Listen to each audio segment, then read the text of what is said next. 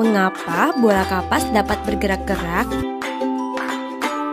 Halo Fadil. Halo Ari.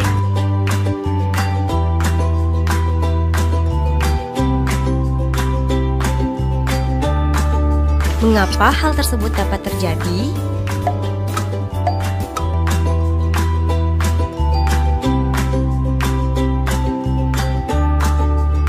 Halo Sobat X-Science, jumpa kembali bersama Kak Herman dalam program kesayangan kita, X-Science, Eksplorasi Sains. Adik-adik, pernah tidak kalian berpikir bunyi itu apa? Atau kenapa sih muncul bunyi? Kakak kasih ilustrasi ya. Jika kalian sedang terdiam, tiba-tiba kalian memukul meja. Apa yang akan terdengar? Suara atau bunyi? Atau ketika kalian terdiam, ada nyamuk terngiang di dekat telinga kita. Apa yang terdengar? Bunyi atau suara? Jadi, bunyi itu apa sih? Bunyi adalah suatu gelombang yang dihasilkan oleh benda yang bergetar.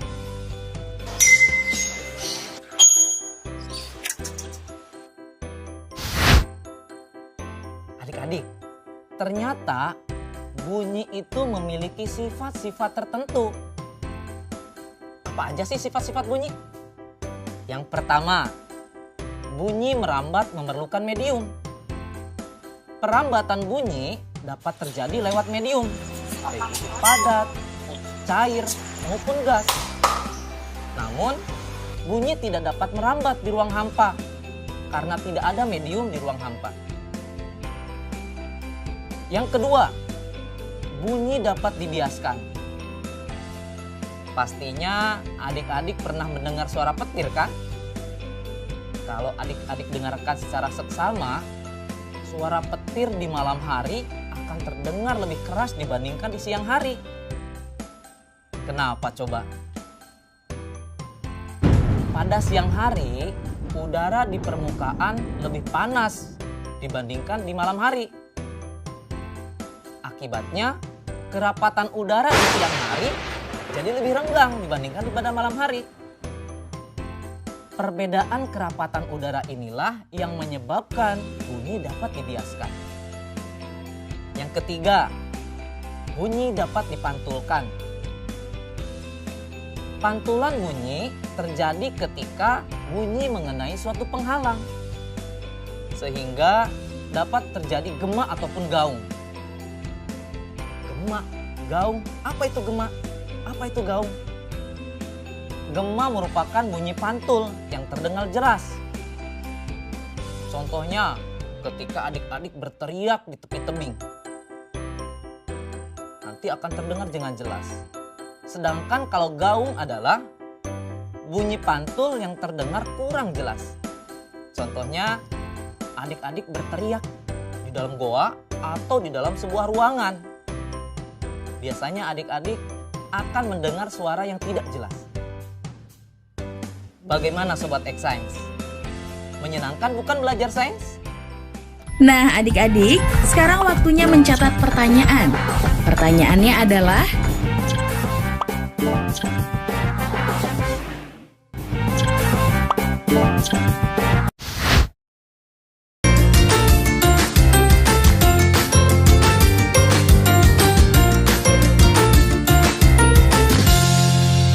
belajar dari rumah sangat menyenangkan. Iya ya, asik banget.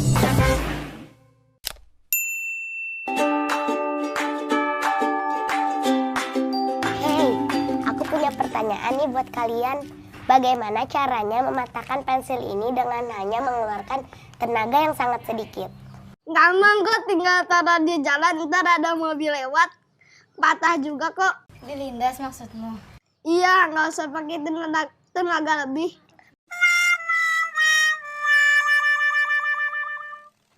Oke lah, kita tampung dulu ya. Kalau kamu Nala bagaimana caranya? Itu mah kecil, tunggu dulu ya.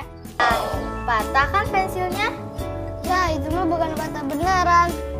Iya sih, bukan patah beneran, tapi kamu jenius. Pemenangnya adalah Nala. Halo Sobat X-Science, jumpa kembali bersama Kak Herman dalam program kesayangan kita, X-Science, Eksplorasi Sains. Adik-adik, pernah tidak adik-adik mengalami ketika sedang belajar, tiba-tiba listrik mati? Suasana jadi gelap. Dilanjutkan tidak kira-kira belajarnya? Tidak. Karena apa? Ketika adik-adik sedang belajar, adik-adik butuh cahaya. Adik-adik tahu tidak cahaya itu apa? Cahaya adalah energi berbentuk gelombang elektromagnetik yang tidak membutuhkan medium dalam perambatannya. Benda yang dapat memancarkan cahaya disebut sumber cahaya. Adik-adik tahu tidak? Sumber cahaya di tata surya kita yang paling besar adalah matahari. Jarak matahari dan bumi kurang lebih 149,6 juta kilometer. Jauh sekali ya. Namun, cahaya matahari bisa sampai ke bumi loh. Padahal, ruang angkasa adalah wilayah yang ruang hampa. Hal ini membuktikan bahwa gelombang cahaya dapat merambat tanpa perlu medium.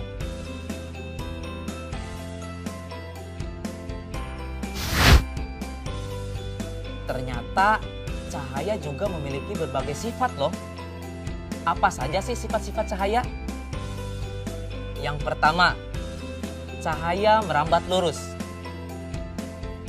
Adik-adik pernah tidak berada dalam suatu ruangan? Di ruangan tersebut ada sebuah celah. Dari luar, ada tampak berkas cahaya yang masuk ke dalam ruangan. Kalau kita perhatikan, berkas cahaya tersebut lurus, tidak bengkok.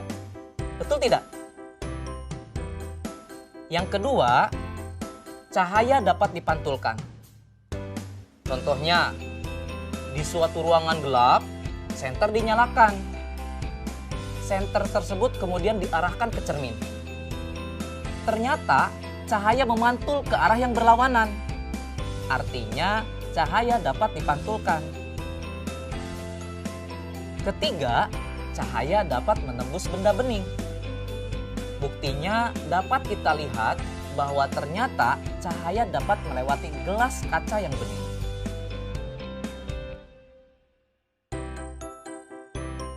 Keempat, cahaya dapat dibiaskan.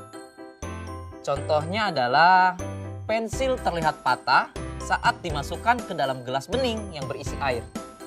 Kelima, cahaya terdiri dari berbagai warna. Adik-adik harus tahu bahwa cahaya matahari sebenarnya berwarna putih. Cahaya putih matahari saat mengenai tetesan air hujan akan mengalami penguraian menjadi berbagai warna cahaya. Contohnya adalah pelangi. Hal ini menunjukkan bahwa gelombang cahaya dapat diuraikan menjadi berbagai warna. Bagaimana Sobat X-Science? Ternyata begitu ya sifat-sifat cahaya itu. Unik sekali kan? Saatnya kita bernalar. Yuk, mari kita bernalar ya. Teman-teman kalian bermain tebak-tebakan. Mereka menyeting kardus sedemikian rupa sehingga ketika mata dadu diletakkan di ujung corong kardus, mata mereka yang berada di ujung corong kardus satunya lagi tidak dapat melihat dadu tersebut, seperti yang terlihat pada gambar berikut ini.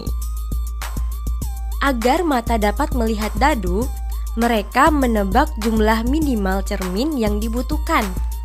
Nala menebak sedikitnya butuh 3 cermin, sedangkan Ria menebak sedikitnya butuh 4 cermin. Tebakan siapa yang paling benar? Jelaskan jawabanmu.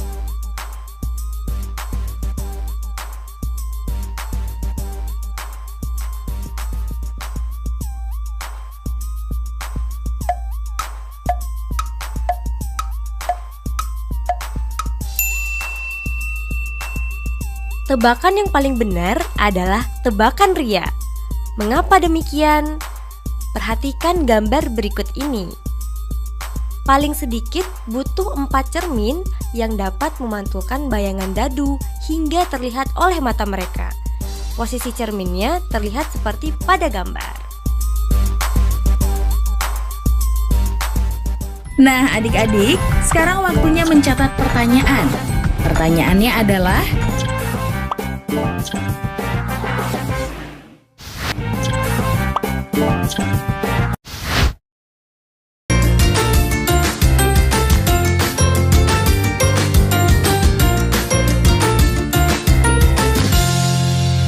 Belajar dari rumah sangat menyenangkan. Iya ya, asik banget.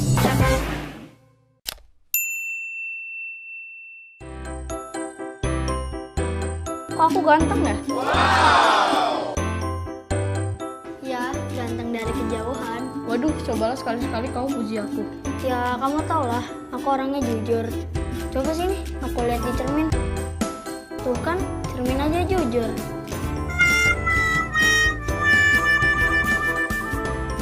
Tapi iya ya, bayanganku kok sama kayak aku. Ya, mati lampu. Nyalain senter HP dong. Kan nggak terlalu gelap, kamu takut ya? Wah, ternyata ada yang lebih jelek daripada aku. Siapa? Ya kamu, itu bayanganmu hitam. Kamu ini. Halo Sobat X Science, jumpa kembali bersama Kak Herman dalam program kesayangan kita, X Science, Eksplorasi Sains. Adik-adik, tentunya adik-adik suka bercermin kan? Kira-kira bagaimana tampilan adik-adik di cermin? Atau ketika adik-adik sedang berjalan di siang hari, adik-adik suka merasa ada yang mengikuti, padahal tidak ada orang lain selain adik-adik. Kira-kira apa ya namanya itu? Nah, adik-adik, jika adik-adik pada siang hari sedang berjalan sendirian, seolah-olah ada yang mengikuti, itu namanya bayang-bayang. Tapi ketika adik-adik bercermin, ada tampilan adik-adik di cermin, itu namanya bayangan. Jadi, bayangan adalah gambar yang dibentuk oleh pantulan cahaya dari cermin atau pembiasan lensa. Bayangan ini menyerupai bentuk asli dan berwarna. Sedangkan bayang-bayang adalah ruang yang tidak terkena cahaya karena terlindung oleh benda. Tahukah adik-adik, bayangan suatu benda mempunyai sifat tertentu loh. Kakak kasih ilustrasi ya. Jika adik-adik bercermin di cermin yang datar, bayangan yang terbentuk seperti apa kira-kira? Kemudian, jika melihat ke kaca spion, bayangan yang terbentuk bagaimana? Lalu, jika adik-adik melihat ke bagian sendok makan yang terbuat dari logam, bayangannya kira-kira bagaimana ya? Nah adik-adik, dari ilustrasi tersebut, ternyata sifat bayangan suatu benda itu berbeda-beda, bergantung pada cermin yang digunakan. Yang pertama, bayangan itu bisa tegak. Apa itu bayangan yang tegak? Bayangan tegak adalah bayangan yang posisinya tegak, seperti bendanya. Yang kedua, bayangan itu bisa terbalik. Artinya, bayangan tersebut posisinya terbalik dengan bendanya. Yang ketiga, ukuran bayangan jika dibandingkan dengan objeknya. Ternyata itu juga berbeda. Ada yang sama besar, ada yang diperbesar, dan ada juga yang diperkecil.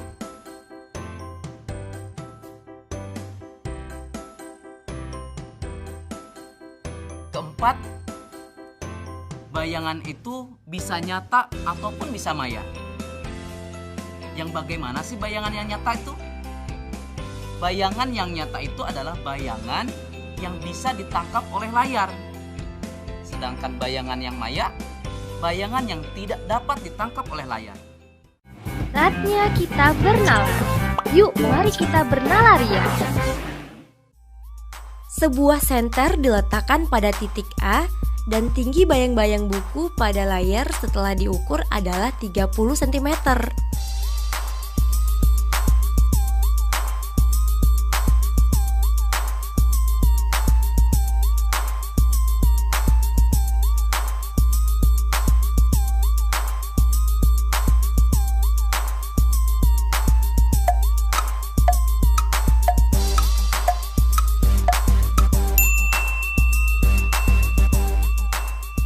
Nah adik-adik, beginilah jawaban dari soal nalar yang tadi diberikan.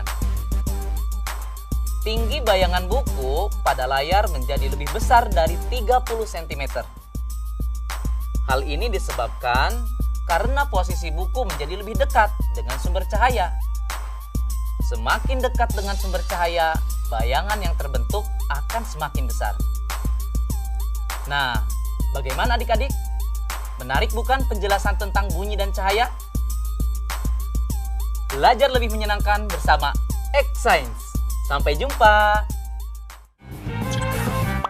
Nah, adik-adik, sekarang waktunya mencatat pertanyaan. Pertanyaannya adalah: jawablah pertanyaan ini sebagai tugas dan kerjakan dengan bimbingan guru atau orang tuamu. Sekarang, adik-adik belajar di rumah saja bersama Kak Herman hanya di TVRI. Yuk bantu Kemendikbud menjadikan program belajar dari rumah di TVRI lebih baik dan menyenangkan untuk kamu. Ikuti survei evaluasi program belajar dari rumah di TVRI. Isi survei program belajar dari rumah di tautan berikut. Jangan lupa ajak orang tua dan gurumu juga ya. Adik-adik ingat ya, selalu rajin mencuci tangan dan menjaga kesehatan untuk mencegah penyebaran COVID-19. Sampai jumpa lagi.